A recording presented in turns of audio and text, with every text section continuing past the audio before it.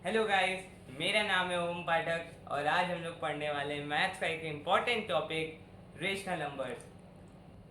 Rational numbers जैसा कि आप जानते हैं, जिन्होंने सेवेंथ में इसे पढ़ा है वो जानते होंगे रेशनल नंबर्स वो होते हैं जिनसे हम नंबर लाइन पे नंबर्स को रिप्रेजेंट कर सकते हैं। तो अब हम लोग एट्थ का रेशनल नंबर पढ़ने वाले हैं और वहाँ से अभी तक में थोड़ा सा चेंज भी होगा। तो अब पहले तो यही टॉपिक है कि रेशनल नंबर से हम नंबर लाइन पे नंबर्स को रिप्रेजेंट कर सकते हैं और रेशनल नंबर्स को हम लोग p बाई क्यू के फॉर्म में भी रिप्रेजेंट कर सकते हैं। तो इसकी डेफिनेशन के हिसाब से हम इसे p बाई क्यू के फॉर्म में रिप्रेजेंट कर सकते हैं, जिधर p हमारा बन जाएगा न्यूमरेटर,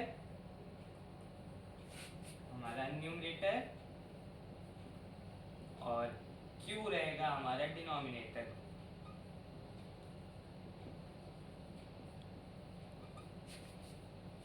तो p की वैल्यू जो है वो वैरी कर सकती है, p की वैल्यू वैरी कर सकती है। p की वैल्यू नेगेटिव भी हो सकती है, ज़ीरो भी हो सकती है और पॉजिटिव भी हो सकती है।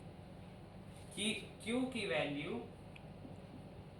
नेगेटिव हो सकती है और पॉजिटिव हो सकती है, लेकिन q की वैल्यू ज़ीरो नहीं हो सकती, क्योंकि अगर हम लोग किसी भी नंबर को q से डिवाइड करेंगे तो वो अनडिफाइंड है। आगे चल के आप पढ़ेंगे कि वो इन्फिनिटी है, लेकिन अभी के लिए हम बोलते हैं कि कोई भी नंबर मान लेते हैं कि वो n है और उसे हम लोग ज़ीरो से मल्टीप्लाई करेंगे तो वो अनडिफाइंड होगा।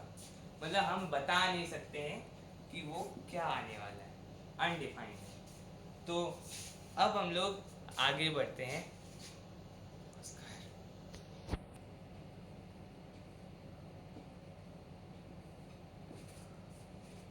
तो अब पढ़ते हैं हम लोग एग्जाम्पल्स। हम लोग अब एक एग्जाम्पल लेते हैं 4/7 का। 4/7 का हम लोग एग्जाम्पल लेते हैं। तो ये ऑब्वियसली एक रेशनल नंबर है क्योंकि ये p बाई क्यू के फॉर्म में है। इधर p की वैल्यू पॉजिटिव में है, q की वैल्यू भी पॉजिटिव में है, लेकिन q की वैल्यू ज़ीरो नहीं है, तो इसलिए ये रेशनल नंबर है। तो अब हम लोग ये हमारा रेशनल नंबर है। अब हम लोग नेक्स्ट एग्जांपल लेते हैं -8/3 का। इधर आपको थोड़ा सा चेंज मिलेगा क्योंकि यहाँ पे हमारा जो न्यूमरेटर है यहाँ पे p की वैल्यू नेगेटिव में दी गई है और जो डिनोमिनेटर है उसकी वैल्यू हमें पॉजिटिव में दी गई है। तो ये भी एक रेशनल नंबर है क्योंकि यहाँ पे हमारे पास, जैसा कि हमने कहा था कि p की वैल्यू नेगेटिव भी हो सकती है और q की वैल्यू पॉजिटिव भी हो सकती है। तो ये हमारा रेशनल नंबर है। नेक्स्ट एग्जांपल लेते हैं हम लोग 5/-11 का। तो ये भी एक रेशनल नंबर है क्योंकि यहाँ पे p की वैल्यू पॉजिटिव और q की वैल्यू नेगेटिव, तो ये एक रेशनल नंबर है। अब हम लोग पढ़ते लेते हैं एग्जांपल 7 का। यहाँ पे आप लोगों में से बहुत लोगों के मन में ये सवाल उठेगा कि 7 कैसे एक रेशनल नंबर है, उसमें तो उसको तो p बाय क्यू के फॉर्म में लिखा ही नहीं गया है यहाँ पे। लेकिन बाय डिफॉल्ट हर नंबर के नीचे अपॉन में 1 होता है। तो यहाँ पे न्यूमरेटर हमारा 7 हो गया और डिनोमिनेटर 1 हो गया, तो ये भी एक रेशनल नंबर है। अब एक नंबर लेते हैं -2 का। तो ये भी एक रेशनल नंबर है क्योंकि इसके नीचे भी 1 आ जाएगा, तो ये एक रेशनल नंबर है। तो अब हम लोगों ने एग्जाम्पल्स देख लिए। अब हम लोग नेक्स्ट टॉपिक लेंगे रिमार्क्स का। तो आप थोड़ी देर वेट करिए, मैं बोर्ड को इरेज कर देता हूँ। तो गाइस, अब बोर्ड मिटल चुका है और अब मैं वापस आ चुका हूँ। तो अब हम लोग पढ़ने वाले कुछ इम्पोर्टेंट पॉइंट्स यानी कि रिमार्क्स। तो यहाँ पे पहला रिमार्क है कि every integer p positive, negative और zero can be written as p/1। मैंने आपको बता दिया था। तो so every integer is a rational number but every rational number is not an integer. यहाँ पे लिखा है कि हर एक इंटीजर रेशनल नंबर तो हो सकता है, लेकिन हर एक रेशनल नंबर इंटीजर नहीं हो सकता। तो आइए एक बार देखते हैं। यहाँ पे हमें पहला एग्जांपल दिया है, हमें फर्स्ट वाला पढ़ें। पहला एग्जांपल है -3/5। बुक में दिया है कि ये रेशनल नंबर तो है बट ये इंटीजर नहीं है। तो अब देखते हैं, यहाँ पे -3/5 रेशनल नंबर है क्योंकि p की वैल्यू नेगेटिव में है और q की वैल्यू पॉजिटिव में, तो ये रेशनल नंबर है। लेकिन ये इंटीजर नहीं, क्योंकि हमने क्या पढ़ा था कि किसी भी नंबर n के नीचे हम 1 लिखते हैं तो वो रेशनल नंबर भी है और अब ये इंटीजर भी है। लेकिन यहाँ पे 1 नहीं लिखा है, यहाँ पे 5 लिखा है और -3 को 5 से डिवाइड करने पे हमें डेसिमल नंबर मिलेगा, वो भी नेगेटिव का। तो इसीलिए ये एक इंटीजर नहीं है। इंटीजर होता तो यहाँ पे 1 होता, या तो 5 ऊपर होता और नीचे 1 होता। तो इसलिए हम लोगों ने अपना पहला पॉइंट प्रूव कर दिया। तो हेलो गाइस, अगर आपको ये वाला कॉन्सेप्ट नहीं समझ में आया होगा तो आप कमेंट में अपना नाम लिख दीजिएगा, मैं आपको ये नेक्स्ट वीडियो में बता दूंगा कि ये मैंने कैसे डिराइव किया था। तो अब नेक्स्ट रिमार्क पे चलते हैं। यहाँ पे लिखा है every fraction is a rational number but every rational number is not a fraction. तो आप समझते हैं, एग्जाम्पल यहाँ पे दिया है -3/7 का। -3/7 -3/7 का हमने एग्जाम्पल लिया है। तो ये कह रहा है कि ये एक रेशनल नंबर तो है, रेशनल नंबर ये है, लेकिन ये फ्रैक्शन नहीं है। फ्रैक्शन ये नहीं है। कैसे? तो जैसा कि हम सब लोग जानते हैं, फ्रैक्शन कभी भी नेगेटिव नहीं हो सकता, वो हमेशा पॉजिटिव होगा। अगर इसे फ्रैक्शन होना होता और रेशनल नंबर दोनों होना होता तो यहाँ पे ये माइनस नहीं होना चाहिए था। तो हमने सेकंड पॉइंट भी प्रूव कर दिया है। अगर आपको ये ना समझ में आया हो तो आप कमेंट कर दीजिएगा, मैं आपको नेक्स्ट वीडियो में समझा दूंगा दोबारा से। तो अब हम लोग चलते हैं अपने थर्ड पॉइंट पे। यहाँ पे दिया है the rational number -p/q can be written as whole minus p/q, thus -2/3 is same as whole -2/3। तो यहाँ पे दिया है कि -2/3 का एग्जाम्पल। तो हम सब लोगों ने इन्वर्स तो पढ़ा ही होगा, तो इस हिसाब से ये चीज़ होल -2/3 के बराबर है।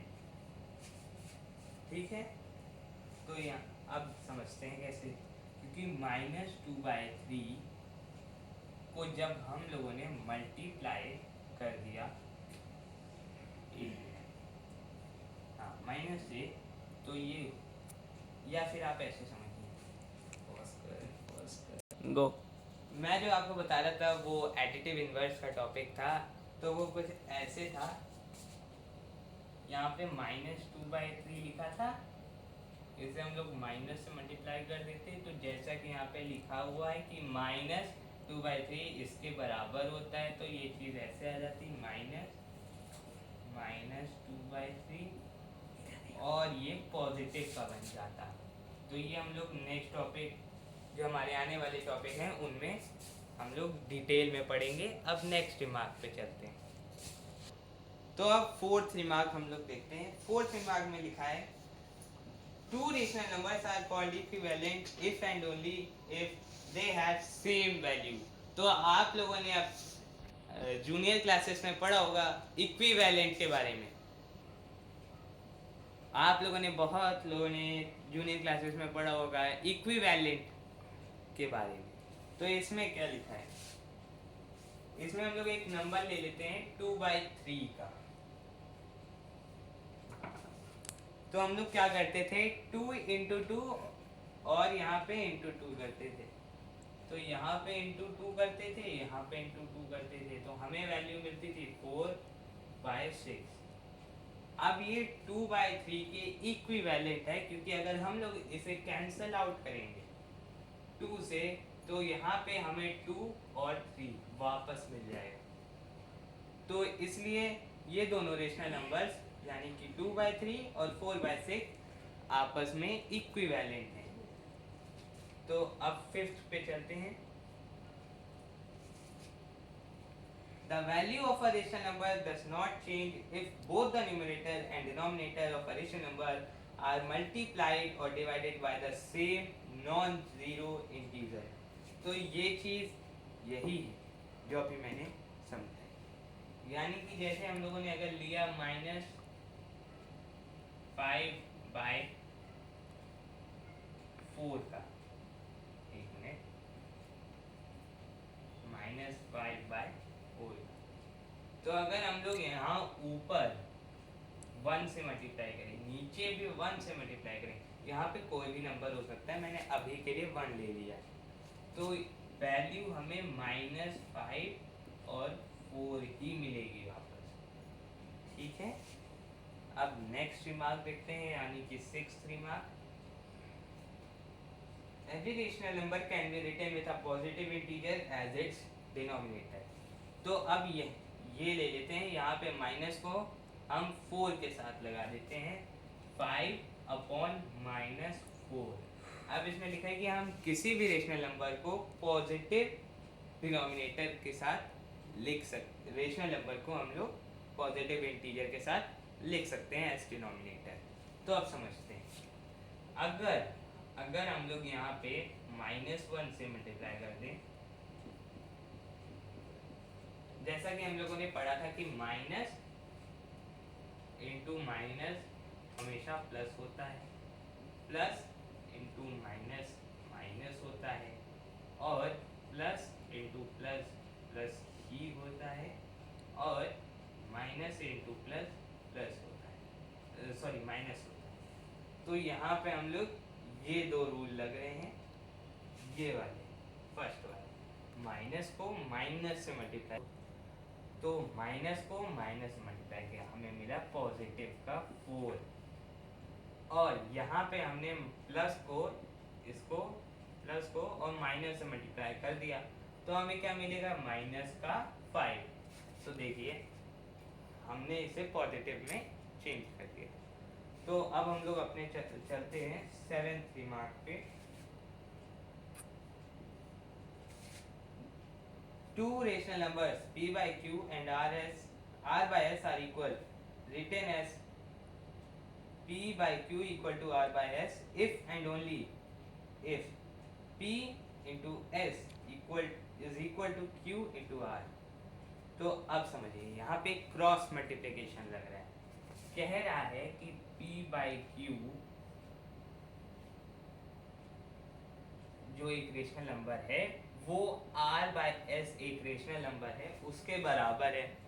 तो ये हम लोग कैसे प्रूव कर सकते हैं और ये कब होता है, अगर हम लोगों ने p और s को एक दूसरे से मल्टीप्लाई किया और q और r को एक दूसरे से मल्टीप्लाई किया, तो ये जो प्रोसेस होता है ये हम लोग कहते हैं क्रॉस मल्टीप्लिकेशन। तो यहाँ पे हो जाएगा, अगर ये तभी होगा जब p into s q into r के बराबर हो।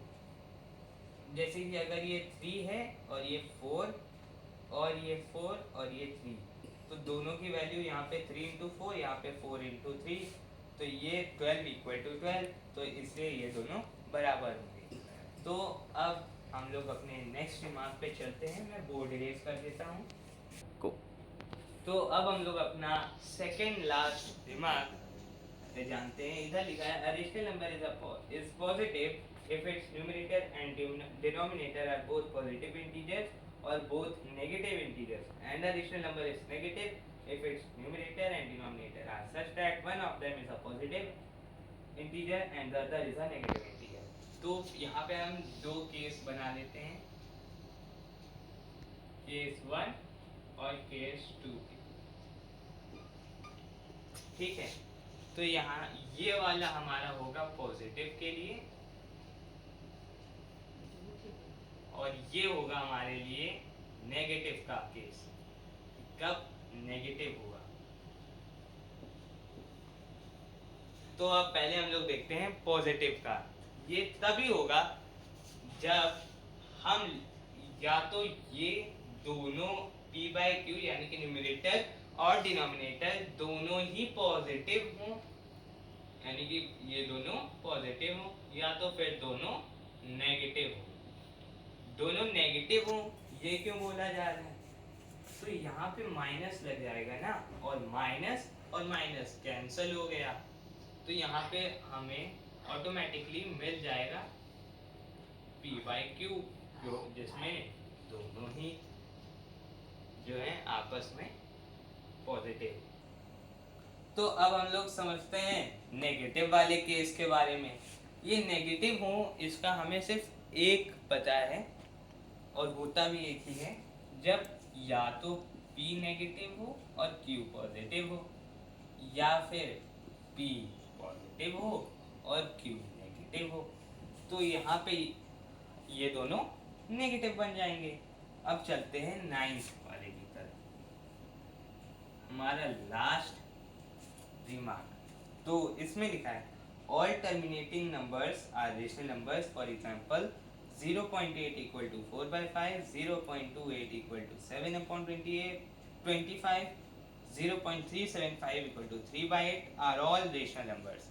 तो अब हमको इसके लिए समझना पड़ेगा टर्मिनेटिंग और नॉन टर्मिनेटिंग डेसिमल। तो मैं पहले बोर्ड इरेज कर लेता हूँ, फिर आपको समझाता हूँ। तो अब हम लोग समझेंगे टर्मिनेटिंग और नॉन टर्मिनेटिंग डेसिमल्स के बारे में।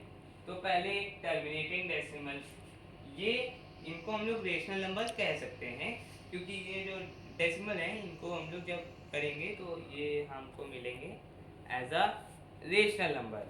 ठीक है, तो अब समझते हैं। जैसे यहाँ पे एक एग्जांपल दिया है 0.8 का, तो ये क्या होता है 8/10। अब इसे हम लोग डिवाइड कर सकते हैं ना, तो अगर हम लोग कैंसिल आउट करते हैं तो 4 आ जाएगा और यहाँ 5 आ जाएगा। तो 4/5 एक टर्मिनेटिंग डेसिमल है, क्योंकि ये यहाँ 0.8 आ रहा है। आप ऐसे भी देख लीजिए, यहाँ पे 0 पॉइंट लगेगा, ये यहाँ पे 0 आ जाएगा, 5 8 40 और 0 आ जाएगा लास्ट में एज अ रिमाइंडर। तो ये एक टर्मिनेटिंग डेसिमल है और ये रेशनल नंबर है। तो अब एक दूसरा एग्जांपल लेते हैं, जो कि है 0.28 ले लेते हैं। ये क्या होगा 28/100 होगा। अब इसे 2 से कैंसिल आउट कर लेते हैं, या 4 से कर लीजिए, 4 7 28 और 25 4 100। तो अब देखिए यहाँ पे 7/25 आ रहा है। तो अब समझते हैं, ये यहाँ पे 7/25 वाला है, ये रेशनल नंबर है, क्योंकि ये एक टर्मिनेटिंग डेसिमल का फ्रैक्शन फॉर्म या रेशनल नंबर के लिए। तो अब समझते हैं 25 और 7, मतलब 7 को 25 से डिवाइड करना।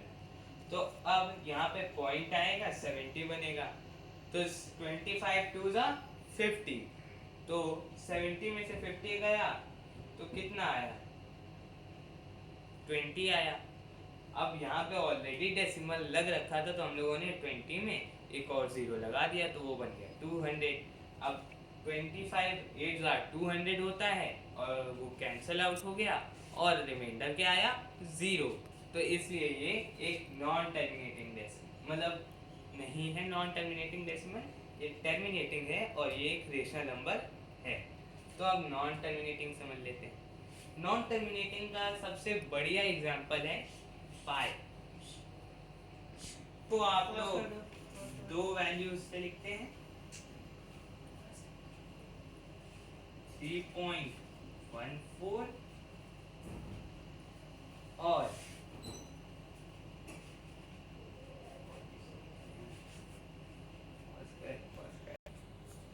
22/7, 22/7।